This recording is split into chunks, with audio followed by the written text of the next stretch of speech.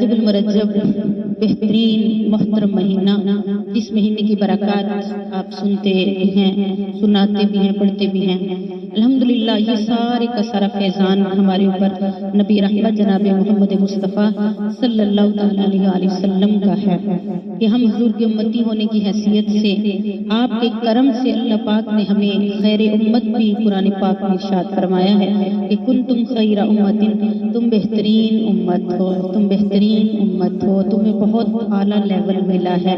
تم نے ماڈل بننا ہے، بجائے اس کے کہ دوسرے غیر کی تقلید میں پڑ جاؤ، بلکہ تم عمل ایسا کرو کہ تمہاری تقلید میں لوگ آگے بڑھیں اور اس تقلید میں فخر محسوس کریں۔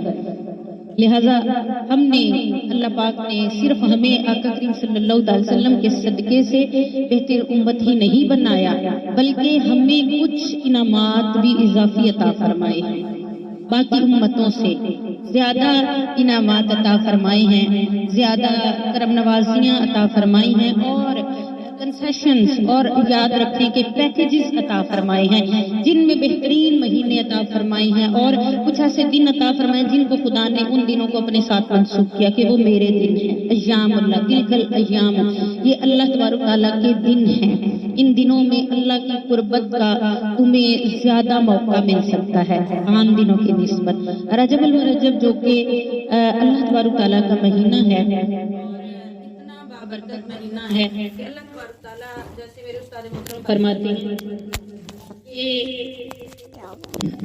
رجب کے بعد شعبان آتا ہے اور شعبان کے بعد رمضان المبارک آتا ہے، لہذا رمضان رجب کے مہینے سے ہی اللہ تبارک تعالیٰ بندہ مومن کو، مسلمان کو، حضور کی امتی کو یہ موقع عطا فرماتا ہے کہ وہ اپنے آپ کو وارم اپ کرے، جیسے ورزش سے پہلے، اگر ورزش میں تو اس سے پہلے اچھل کود کے ذریعے جسم کو گرم کیا جاتا ہے، ڈائریکٹ ورزش شروع نہیں ہوتی۔ تو اسی طرح رجب اور شعبان یہ وہ مہینے ہیں جس میں ہم نے اپنے آپ کو وارم اپ کرنا ہوتا ہے۔ اس میں بھی اللہ تبارک تعالیٰ نے اعمال پر بہت سارا اجر رکھا ہے اور اتنا اجر رکھا ہے کہ بندے کا دل کرتا ہے کہ اب یہ چند دن ہی اپنے مالک و مولا کے حضور حاضر ہو جائیں، کھڑے ہو جائیں، اگرچہ اعمال ایسے نہیں، لیکن اس کے شان شان جب اگر حاضری دے دی ہے تو وہ ضرور آپ کی حاضری لگا دے گا، لبیک کہہ دیا ہے تو وہ رحیم کریم مولا ہے اور وہ ضرور آپ کی حاضری لگا دے گا۔ لہذا رجب کے مہینے کے بارے میں آج آپ کو تھوڑا سا بتاؤں، ٹائم کیونکہ شارٹ ہے، اس لیے رجب ایسا مہینہ ہے کہ جس میں اللہ تبارک تعالیٰ نیکیوں کا اجر کئی گنا بڑھا دیتا ہے۔ اگر آپ اس طریقے سے اس کو لیں گے کہ یہ رجب حضور کے صدقے سے سال میں ایک دفعہ ہی آتا ہے، 12 مہینوں میں ایک دفعہ ہی آتا ہے، باقی مہینوں میں بھی نیکیوں کے درجات ہے، اللہ فرماتا ہے دے دنیا 70 آخر، لیکن جب خاص مہینے آتے ہیں تو ان میں اللہ تبارک تعالیٰ کچھ خاص ہمیں پیکیج دیتا ہے کہ اتنا کرو گے تو اس کے سلے میں اتنا سارا مل جائے گا، اس کا یہ عمل کرو گے تو اس کا اجر اتنا مل جائے گا۔ تو پھر ہر صاحب بصیرت، ہر صاحب ذی شعور اور ذی عقل یہ سوچتا ہے کہ جو کوتاہیاں، جو کمیاں، غلطیاں پہلے ہو چکی ہیں ان کا مداوع کیا جائے اور کم از کم اس مہینے میں ان پیکیجز میں اتنا ہم اکٹھا کر لیں کہ جو ہمارے ان گناہوں پر پردہ ڈال سکے۔ لہذا رجب یہ وہ مہینہ ہے، اہل عرب اس کی تعظیم کرتے تھے، ترجیب سے نکلا ہے اور اس کی تعظیم کرتے تھے اور یہ حرمت والے مہینوں میں سے ایک مہینہ، لہذا اس کے اندر مختلف انسیڈنٹس ہوئے، کچھ میں نے میسج بھی کیا تھا، جنہوں نے نہیں پڑھا یا سنا تو وہ اب جان لیں گے کہ رجب کے مہینے میں کچھ واقعات ہوئے۔ اس کی پہلی تاریخ کو حضرت نوح علیہ السلام نے جو کشتی بنائی تھی اس پر سوار ہوئے، پھر اس کے بعد اس کی 13 تاریخ کو مولا علی مشکل کشا شیر خدا تاجدار العطا لا خطا الا علی لا سیف الا ذوالفقار، کیا بات ہے شیر خدا کی کہ جو ان سے منسوب ہو گیا تو اللہ تعالیٰ نے اسے یگانہ بنا دیا، اسے انمول کر دیا کہ یہ مولا علی کے در سے ملنے والی خیرات ہے۔ الحمدللہ مولا علی مشکل کشا کا ذکر خیر ہے، ذکر بابرکات، کیونکہ آپ کا تو ذکر بھی عبادت ہے، آپ کا تو نام لینا بھی عبادت ہے، آپ کا ذکر بھی عبادت ہے، آپ کی زیارت کرنا بھی عبادت ہے، اور ایسی عبادت جو کعبہ کو دیکھنے سے بھی افضل ہے، کعبہ کو دیکھنے سے بھی افضل ہے۔ اور یہ ساری چیزیں جو میں نے کتاب میں کوٹ کی ہیں آہستہ آہستہ انشاءاللہ وہ میں کتاب سب نہیں پڑھی ہے، لیکن اس کے اندر بہت ساری ایسی کتابیں جب میں سے پروف ریڈنگ، اب نیا ایڈیشن ہم نے نیا چھپوانی ہے، نئی کتابیں پہلی ختم ہو چکی ہیں، تو اب اس کو میں پڑھ رہی ہوں تو مجھے ایسے لگ رہا ہے جیسے میں پہلی دفعہ پڑھ رہی ہوں. یعنی یہ وہ مشکل کشا کی خیرات ہے کہ جو جتنی دفعہ پڑھیں گے ہر دفعہ نئی خیرات آپ کو ملیں گی. اور بہت ضروری ہے اس کتاب کو پڑھنا، ایک ایک ورق کو پڑھنا، اور ایمان کی تازگی کیسے نصیب ہوتی ہے یہ جب آپ اس کے آگے سر جھکائیں گے اور پڑھیں گے تو آپ کو آہستہ آہستہ خود اندازہ ہوتا چلا جائے گا. کچھ ورڈنگ اس کی مشکل ہے، کچھ فارسی میں ہے، کچھ مشکل الفاظ ہیں، ان میں کوئی کنفیوژن ہو تو آپ میرے ساتھ ڈسکس کریں، میں اپنے پاس موجود ہوں، وہ پوچھ لیں. لیکن اس کتاب کو لازمی پڑھیں، خصوصاً رجب کے مہینے میں آپ اس کو دوبارہ سٹارٹ کر لیں. میں بھی کوشش کروں گی کہ آئندہ جتنے پروگرامز آ رہے ہیں تو ہم چونکہ مولا علی کا مہینہ ہے اور اس وہ مہینہ ہے جس میں ہمیں مولا علی مل گئے ہیں، تو پھر آپ کی برکات سے مزید فیضیاب ہونے کے لیے ہمیں مزید، یعنی یہ نہیں کہ جو پچھلے سال والی کنڈیشن تھی، آپ کی سپیڈ تھی، روٹین تھی، وہ نہیں، اب سپیڈ تھوڑی فاسٹ ہونی چاہیے، کیونکہ زیادہ فیسلٹیز مل جائیں، زیادہ مل جائے تو پھر آپ کا زیادہ ملے تو پھر دینے کا انداز بھی زیادہ ہونا چاہیے. پنجتن پاک کیوں سخی تھے؟ ان کو بہت سارا ملا تھا، وہ کوثر کے مالک تھے، اس لیے کوئی بھی آتا تھا تو خالی نہیں جاتا تھا. اس لیے جتنی جتنی ملتی جاتی ہے اس کو دوسروں تک پہنچانا، اور خود آپ کا عمل یہ بھی آپ کے لیے خیر کثیر اور صدقہ جاریہ بن جاتا ہے. لہذا مولا علی مشکل کشا کی ولادت 13 رجب کو بلا اختلاف رائے، کسی بھی مسلک، کسی بھی عقیدے کا اس میں اختلاف نہیں، یہ میں نے دلیل کے ساتھ جو ہے وہ کتاب میں بھی لکھا ہے، اس کے علاوہ بہت سارے بیانات میں بھی، اور آئندہ بھی انشاءاللہ اگر کوئی کمپلیکیشنز ہوئی تو میں انشاءاللہ وہ بیان کروں گی. تو آپ 13 رجب کو کعبہ شریف کے اندر تشریف لائے، اور آپ کی والدہ محترمہ جو کہ حاملہ تھی کعبہ کا طواف کر رہی تھی، حضرت فاطمہ بنت اسد، آپ طواف کر رہی تھی، ارد گرد ویرانہ تھا، کوئی سائیدار جگہ نہیں تھی، تو آپ نے